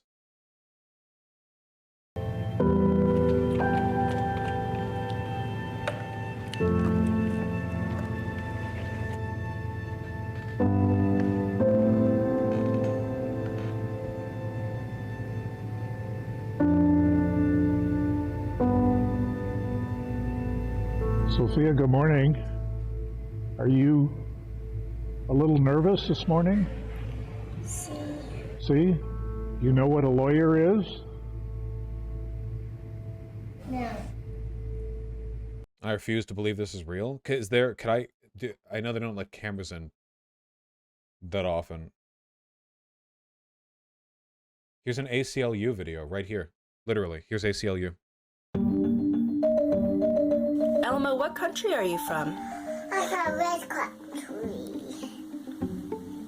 The red country? New York, the North Pole, Massachusetts. I see pink clothes. Do you know what a country is?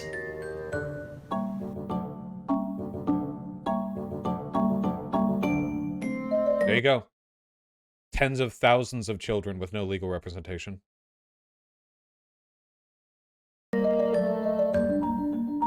Yeah. Are you afraid to return to your home country?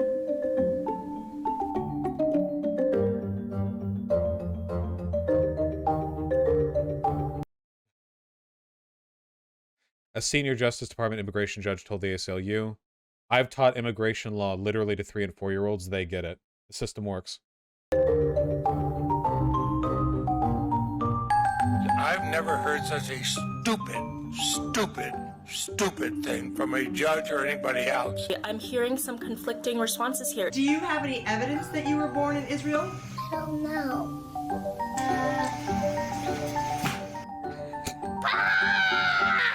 This is a very tonally jarring video. This is a very, yeah, a lot going on here, I think. Yeah, this is the Christian goodness of the United States right here. Really the Christ-like, God damn it, man. In a green button-up shirt. The 1-year-old was pretty calm. He was dressed in a green button-up shirt. He had dress shoes at first, and at some point they came off because he was in socks by the time he saw the judge. And the judge seemed, he had some misgivings about why this child was in his courtroom and how the government was going to meet its deadline to reunite children who had been separated from their families. This was during the Trump administration, when the explicit policy of the administration involved the separation of the parents from their children, like splitting the families deliberately, in a policy that, as far as I can tell, was explicitly just to promote human cruelty. I don't think, having reflected upon the policy, I genuinely believe that no one could make a defense for it outside of being evil. I don't think there's anything else really to pull from it. Wrong, it was for human trafficking. Yeah, and that was like a lie. Like, that was completely made up. The idea that they were separating parents and children so they could see if the kids were being trafficked with different parents, that never happened. Like, that was completely made up. That was not a process by which that could happen.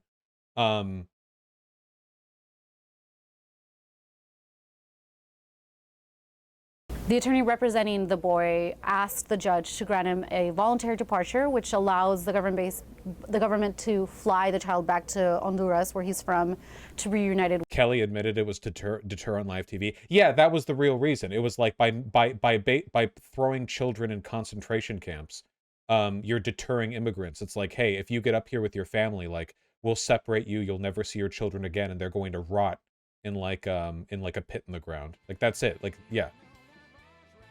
With his parents, where they both are right now. The child came with his father. We don't know when, so we don't know how long he's been separated from his father, but the father was removed from the country. And the attorney who was representing the boy said that the father was removed under quote-unquote false pretenses that he would be able to leave with his son and wasn't able to. So now the Trump administration is under court order to reunite these kids. For children who are 5 and under, they're supposed to be reunited by... Yeah, I remember this. After the El Paso mass shooting, one of the survivors got deported back to Mexico. At least she got, like, the quintessential American experience before leaving, right? You know? It's like going to, Orlando, Florida, and then you haven't really gone unless you've gone to Disney World. It's like, okay, well, here. This is the most American thing you can do. Noah Lopez came to the U.S. from Guatemala with his 5-year-old daughter, Dailin, fleeing death threats. After crossing the border through Tecate, Lopez says officials tried to separate him from Dailin, but that he clung to her. I told them I'm not letting go of her. The two were released together on parole, but the Department of Justice divided their court cases. Dailin had to appear in San Diego Immigration Court in May, alone. Her dad says when they put the headphones on her so she could hear the translator relate what the judge was saying, she broke down in tears. The judge granted special permission for the dad to be brought in to calm her down. She was crying and crying and crying, and I said, calm down, they're not going to hurt you. And she said, they're going to put me in jail. And I said, don't worry, nothing is going to happen to you. His attorney, Matt Holtz, says he's trying to consolidate their cases, but that in the meantime, it's creating a lot of unnecessary work, stress, and inefficiencies. Attorneys say the government is increasingly separating cases like this. The Department of Justice did not respond to a request for comment to explain. Yeah, I bet they didn't.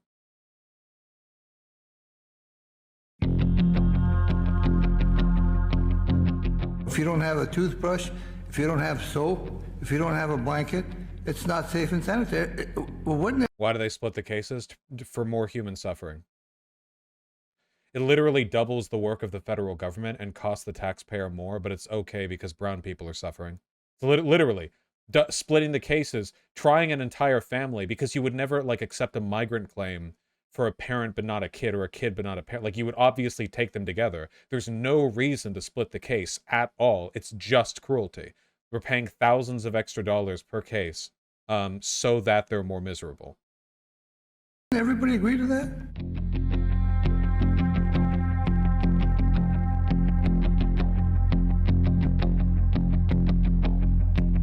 How do we reform this? YouTube TOS denies me the ability to promote my radical reforms to this set of policies. But you're really going to stand up and tell us that being able to sleep isn't a question of safe and sanitary conditions? Your Honor, I think what I'd like to stand up and say, really is to focus the court on what the question is. Any number of things might fall under those categories, and I think yes, but sleep surely does, right? You can't be safe and sanitary or safe as a human being if you can't sleep. Well, and you said in your briefs it doesn't say anything about sleeping, so therefore there's nothing in here about being able to sleep. I think the concern there is, Your Honor, the court finding that sleep, for example, is relevant to a finding of no safe and sanitary conditions is one thing, but the ultimate conclusion is safe and sanitary is a singular category in the agreement, and it was one has to assume left that way and not enumerated by the parties because either the parties couldn't reach agreement on how to enumerate that, or that it was left to the agencies to determine. Like, I like sort of these classical moral battles here, where you get to dispel with all of the complexities, and you just have good and evil battling each other. You know, where this woman is literally just like Satan, just like a demonic non-person. You know, we're really just seeing sort of a verbal equivalent of like two laser beams, like a red and a blue one, sort of clashing in the center. Or it was relatively obvious, and it's at least obvious enough so that if you're putting people into a crowded room to sleep on a concrete floor with an aluminum foil blanket on top of them, that doesn't comply with the agreement. I mean, it may be that they don't get super thread counts Egyptian linens. I get that, but the testimony. I do want all migrant children to have super thread count Egyptian linens. I want all of them to have those $2,000 bed sheets that you can order online with like the bamboo thread. I do believe that. I'll fight for that socialism. That the district judge believed was, it's really cold. In fact, it gets colder when we complain about it being cold.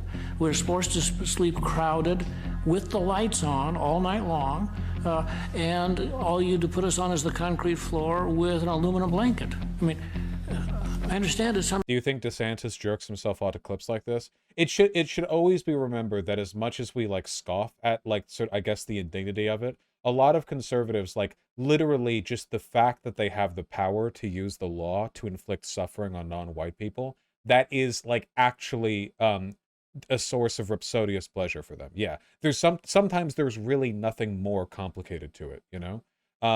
Like lynchings weren't that uncommon throughout the South, you know, in the Jim Crow era. And, you know, you can get as fancy pants sociological as you want about it, but at the end of the day, them white boys just really liked killing black people, you know? The cruelty is the point. And the cruelty is the point means, it means itself, you know? You have to understand, it's not just like they're being cruel in some kind of like detached fashion. Like they're into it. They like being cruel. They're here for it. Outer boundary, there may be some definitional difficulty, but no one would argue that this is secure and sanitary, safe and sanitary. Or at least I don't think you're arguing that, are you? Your Honor, I think what I'm arguing is that the way that the district court reached the conclusion was to say these specific items, and I think I will acknowledge, I think sleep is the more difficult end of what I'm arguing. When you start enumerating, for example, specific hygiene items, and the way that was done is that the court sort of enumerated these and say these fall under the rubric, these fall in the category of what could be required. Again, it wasn't perfume soap, it was soap. It wasn't, you know, high-class milled soap, it was soap. And that sounds, no, that's part of safe and sanitary. It's within everybody's common understanding that, you know, if you don't have a toothbrush, if you don't have soap, if you don't have a blanket, it's not safe and sanitary. Wouldn't everybody agree to that? I'll consider it then. Do you agree to that? Well, I think there's fair reason to find that those things may be part of safe and sanitary. Maybe, are part. What do you say maybe? But you mean there are circumstances when a person doesn't need to have a toothbrush, toothpaste, and soap for days? Well, I think in CBP custody, it's frequently intended to be much shorter term. So it may be that for a shorter term stay in CBP custody, that some of those things may not be required. Yeah, but I don't think that was the situation that the court was confronting. I mean, it wasn't as though those people were there. You have to remember, too, that if they're sending lawyers out to defend them not providing, like, basic amenities, what's actually happening in these facilities is, like, nonstop abuse and rape, right? Like, they're only here... If they're hemming and hawing over something this far along, like whether or not they should get soap, then what's actually going on in there is 10 times worse, you know? Yeah. There for 12 hours and then moved on to the Hilton Hotel. No, they were there for a fairly sustained period, and at least according to the evidence that the judge believed, they weren't getting these things for a fairly sustained period. Lawyers who visited... Hold on. Inadequate food, water, and sanitation for 250 minors. Described an 8-year-old caring for a small 4-year-old. Up 25 children who have the flu. My 22 years of doing visits to children in detention, I've never heard of this level of inhumanity. Yeah, the Trump administration really ramped it up.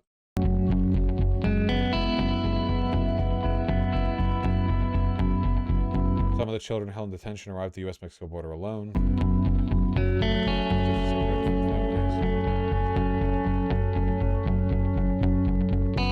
Yeah.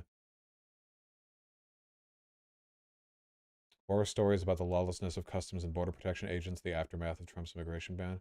All this stuff got worse under Trump, but like the basic problems are still present. So the difference is like the Biden administration, you know, it maintains the inequitable immigration system, whereas the Trump administration revels in the suffering that it produces. This is a meaningful distinction, not an apologia for the former, but still a meaningful distinction between them. Multiple ICE staff arrested for raping children across Arizona. Staffer at a Phoenix shelter is arrested and charged with molesting a 14-year-old girl. 6-year-old girl separated from mother, sexually abused by another child at a migrant facility. A staffer at a Mesa migrant shelter is accused of performing oral sex on 2 teenage boys there. Okay. Yeah. The DHS recorded over 33,000 rape and sexual assault complaints in their camps. How many of those complaints do you think they threw away, right? And didn't even, like... Neat. Okay. Ya, tú eres el oficial de inmigración. ¿Quién es? Inmigración, abre la puerta. Solo si tienen una orden de encuesta, abro. The government has separated 2,000 kids from their parents. They are being held in so-called tender age shelters. With their mothers. En los Estados Unidos, leyes y todos tenemos. Oh, they're being given coloring books so that they can represent themselves in court. I see. Coloring book for migrant children representing themselves. Okay, so this is the official U.S. immigration asylum court system coloring book. So they can be like, this is a lawyer. You don't have one. This is the Constitution. You like color it in? Yeah. Tenemos que seguirlas. Illegal entry is a crime as determined by Congress. Every child that crosses the border without permission has an immigration court case to fight. The U.S. government is actually expecting these children as young as 18 months, unable to speak, to represent themselves in court against the government attorney. These fools have no chance. As a government attorney, I would be able to effortlessly defeat any number of children in a legal battle.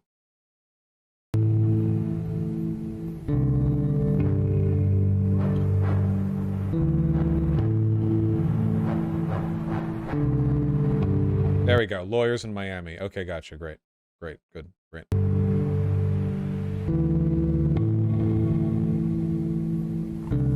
Cuando cruzaste la frontera, hablaron con inmigración, me dijeron que sí, ¿no? ¿Cómo te sentiste? Poco preocupado. Poco preocupado, me imagino, sí. Triste. Un poco triste.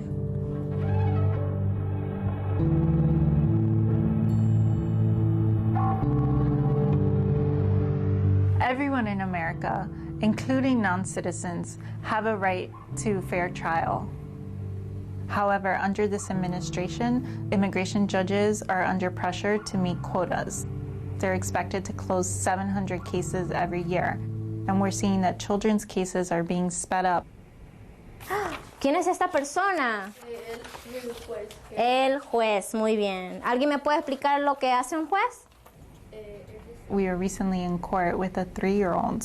¿Alguien va a ser nuestro juez? She can't say anything, not even her name. Tú vas a hacerle las preguntas. ¿Cuántos años tienes? 8. The child can't even sit on the chair by herself. ¿A dónde estás viviendo ahora? No sé.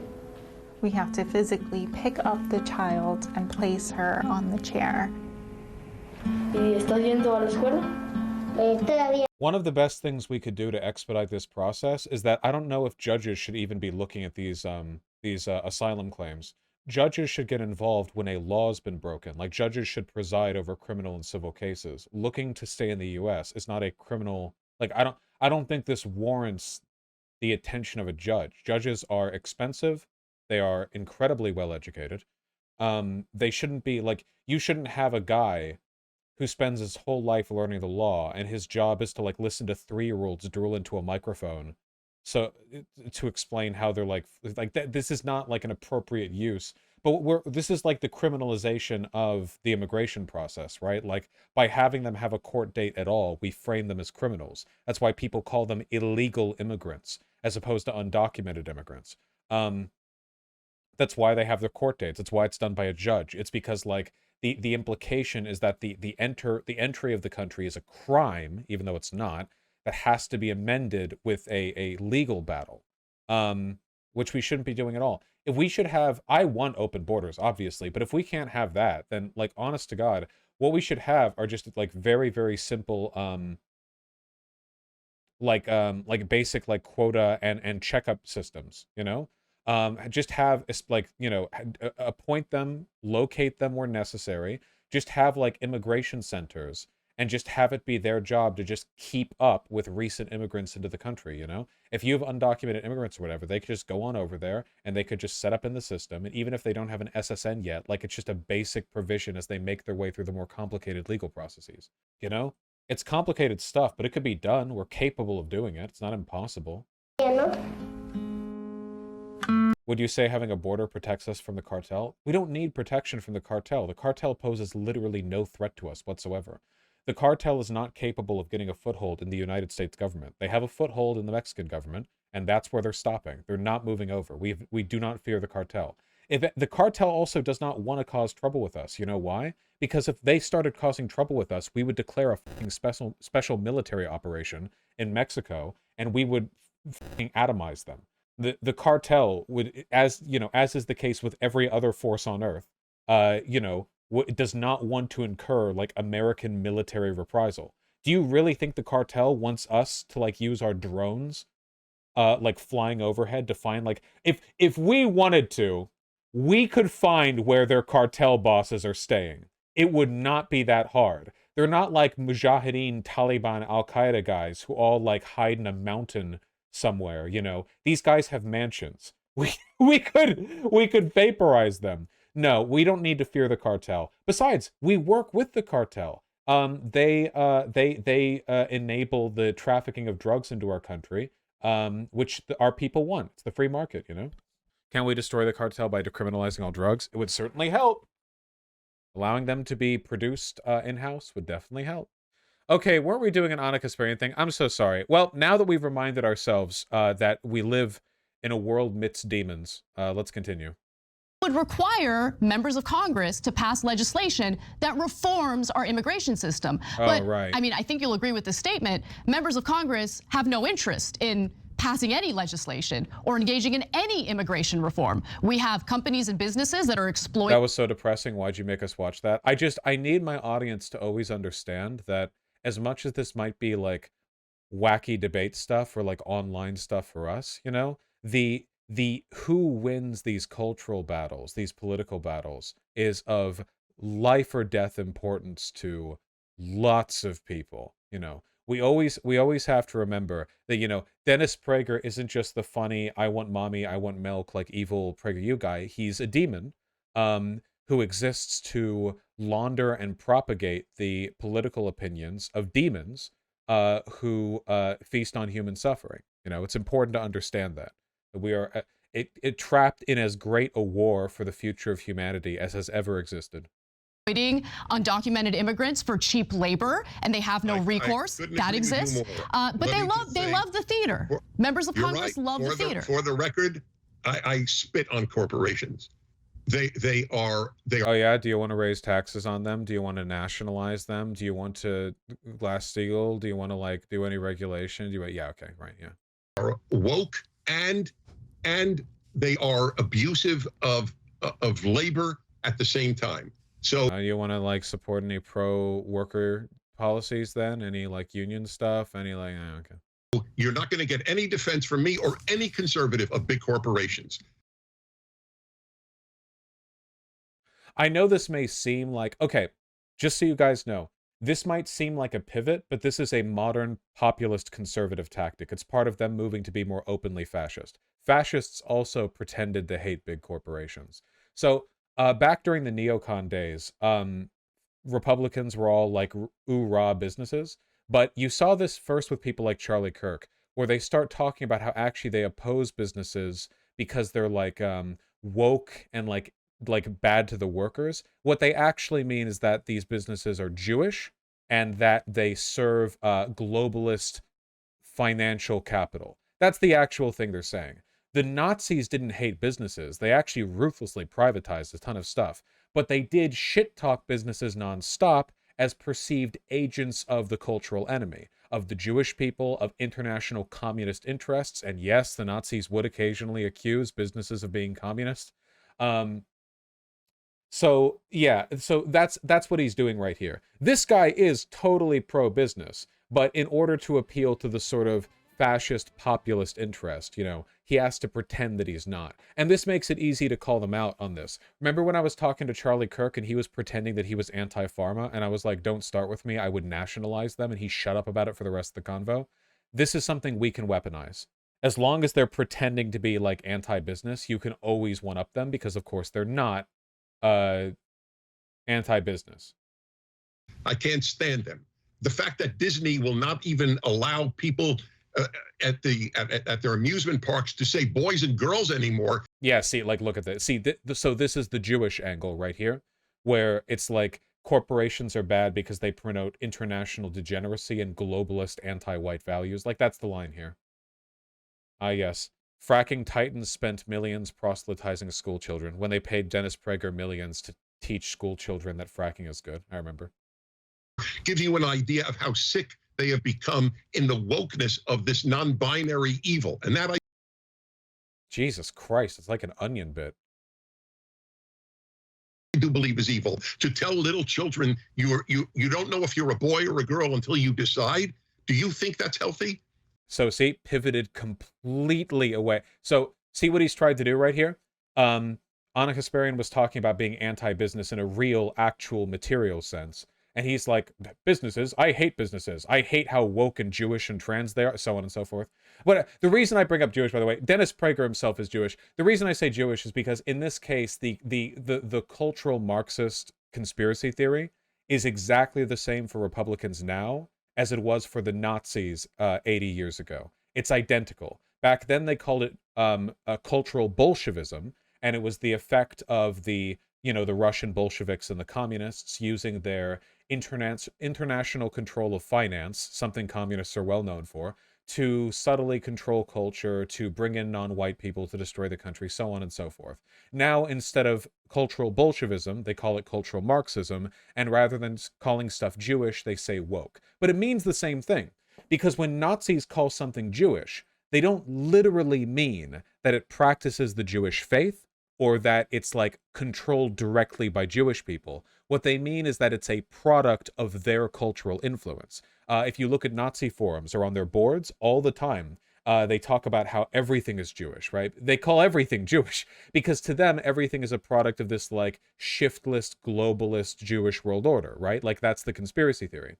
And in this case, woke is the exact same thing. They're doing the same thing. It is a catch-all term that they use to label something as part of this broader, like, anti-West, anti-white, anti-fascist cultural force, you know? So I only say Jewish because I'm just sort of pointing out that what they're doing is exactly the same as what the Nazis did. Completely identical. I think it's unhealthy to spend the amount of time you spend in judging decisions that parents make about their own children. I think it's none of your business. I don't think it's anyone's business. And schools are not doing anything close to what the right wing is describing. I mean, it is amazing because you talk about Alan Dershowitz, who had written a column in the New York Times about how it should be okay to have sex with underage girls, okay? You don't call... What? I must have... I must have missed this. Alan Dershowitz, the guy who was on Epstein's Black Book, the guy who defended Epstein, that guy? Surely not. Wait, I want to know the article. What did he say in it? Alan Dershowitz, New York Times article. I don't want to type in sex with underage girls into Google search. Alan Dershowitz denies suit's allegations of sex with a minor. Prince Andrew and Alan Dershowitz are mentioned in a suit on child rape. Wow. This Alan Dershowitz has got his hands deep in the assholes of a bunch of like Epstein compatriots. Me when I get off for raping children. The curious face. If I sexually abuse children, then why am I free right now? Curious. Alan Dershowitz has allegations of receiving massages from 14-year-old girls. His defense was that he was wearing underwear. Ah, gotcha. Okay, that's an undefeatable defense. He also went on the BBC to talk about Ghislaine Maxwell's verdict. Man, New York Times. Him a groomer, but you'll call our educators who have done nothing wrong, just want to create an environment that's welcoming to all students. You'll call them groomers, you'll defame them as some sort of sexual predator. Oh, here it is, wait. The 1997 column is getting renewed attention after it was quoted in a current New York article about Dershowitz's entanglement with Epstein. In the column, which ran the Los Angeles Times, Dershowitz argued that statutory rape is an increasingly irrelevant legal concept as teenage sex is normalized and rarely prosecuted. What did he mean by this? Oh, yes, the receipts. Yes. Oh, God. Can we get an accompaniment here? Hold on. We need a visual accompaniment to set the tone of this reading. There we go. Okay. All right. By Alan M. Dershowitz, pictured here on the top left. All right. Justice. If a 16-year-old man can choose abortion, she should be able to choose to have sex. Although the most recent survey shows a slight decrease in teenage sex at the crack pipe, you're right. In the U.S., it confirms the reality that the crime of statutory rape is rampant. According to the National Survey of Family Growth, nearly 1/4 of the women surveyed said they have had sex before their 15th birthday. An additional 16.5 said between 15 and 16, and then more between 16 and 17. Okay. Regardless of what's written in the books, the statutory consent charge is usually brought when adults have sex with younger people. I had sex at 15 with a 15-year-old. You know, I think that's okay personally. Actually, it was dope. It was awesome. Thanks for asking. That's kind of different though. Every state makes it a serious crime for anyone to have sex with another person below a given age. Age of consent varies state to state. Some is as high as 8. In some, it is as high as 18. While in others, it's as low as 14. Recently, for example, an 18-year-old Wisconsin high school senior was prosecuted after he got his 15-year-old girlfriend pregnant and offered to marry her. He faces 40 years in prison and a lifetime requirement that he register as a sex offender. The high visibility case that has most recently put the statutory rape laws in the headlines, the allegation that Michael Kennedy, son of Robert and nephew to John, had an affair with his children's babysitter, who's now a 19-year-old college student. No hard evidence there's a sexual... Blah, blah, blah. By its nature, sex tends to be a private matter, maybe for you. Engage in outside the view of the witnesses. In the absence of physical evidence, such as pregnancy or sexually transmitted disease, a charge of statutory rape generally requires testimony by the victim. But since the sex was consensual, it's rare the victim will come forward. If the sex was not consensual, it's often not between older men and young girls. As it often is not between these two, it is ordinary rape rather than statutory rape. Oh, wow. Okay, he's just flat up saying it, yeah. He's just flat out saying, like, if you're an adult f***ing a kid, like, as long as it was consensual, it's fine. He's just full on saying that. Okay. This man teaches law at Harvard. To be fair, I'm pretty sure you have to be a pedophile to teach law at Harvard, right? I think they require that. Thus, 99% of statutory rape cases are not prosecuted. This raises a fundamental question about the continuing legitimacy of statutory rape laws at a time when sex involving teenagers is so rampant and prosecution for statutory rape is so selective. He is actually conflating, with no distinction between the two 15-year-olds having sex and a 15 to 20-year-old having sex. He's fully committed to it. He's like 100%. He's just like, yeah, these are just, yeah, the same thing. It's obvious there must be criminal sanctions against sex with very young children, but it's doubtful whether such sanctions should apply to teenagers above the age of puberty. Okay, guys, he's not a pedophile. He's an ephebephile. There we go. There we go. The defense. Completely exonerated. There are people who hit puberty at like 10 or earlier. And any cutoff age will be somewhat arbitrary, yet a line must be drawn, or would it be practical to have a cutoff based on individual maturity rather than age? Based on the demographic, age of consent should be lowered. It certainly should not be as high as 17 or 16. Reasonable people can disagree over whether it should be low as 14. 15 would seem like an appropriate compromise. There may even be constitutional limitations on making the age of consent too high. There are obvious differences between the right to choose the Supreme Court's abstinence. But the Supreme Court's recognition of a young woman's right to choose abortion without interference from her parents or the state suggests a degree of autonomy that seems inconsistent with making it a felony to have sex with a mature, consenting 16-year-old. Alan M. Dershowitz teaches at Harvard Law School and writes a syndicated column. You're so mature for your age. Oh, you don't get along with your dad? Oh, shit. I did it again. No, bring it all back. No. Bring it back. We've done this before. No. No. Okay. We're here.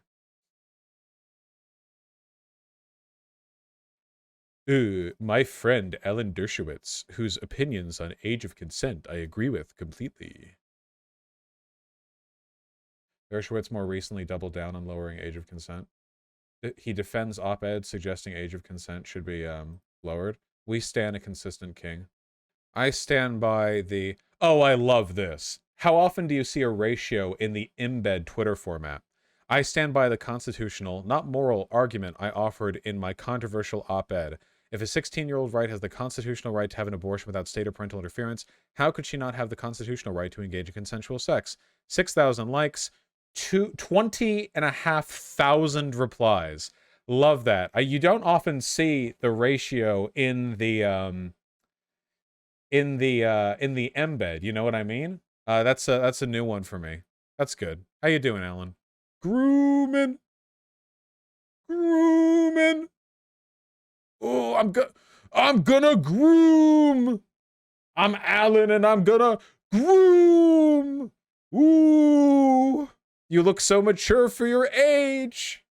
Wow, you turned 16 yesterday? How was your birthday? Got a boyfriend? Haha. It's been so much fun talking with you. You should sneak me in tonight. I won't let your parents know.